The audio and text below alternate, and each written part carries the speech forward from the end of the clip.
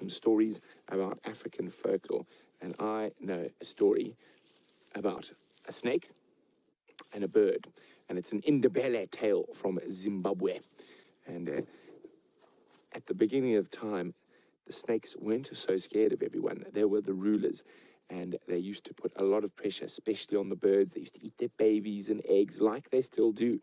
And a great war broke out between the snakes and the birds, and the king of the snakes was Harry, the black mamba. And there was a bird who didn't partake in the war, and it was called a ground hornbill. There we go. A very, very big bird. Massive, massive bird. That's it, the ground hornbill. And the birds were losing the war so heavily that they begged the ground hornbill, please, oh great ground hornbill, the snakes are murdering us, murdering us. We need your help.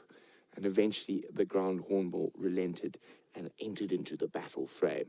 And at the first battle, the king of the snakes marched up and said, ha, is this all you've got? One more bird for me to kill.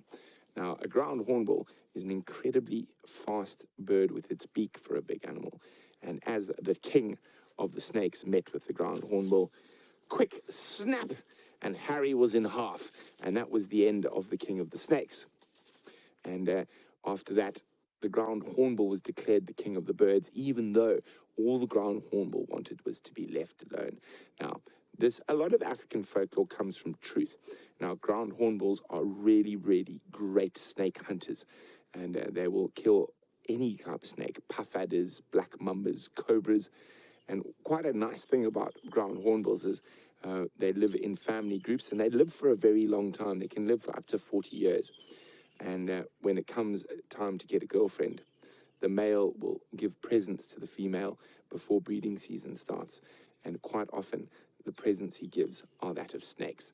So a very interesting little African folklore. Now, while I keep seeing what other interesting things are around my tent, let's go back to Taylor and the kitty cats.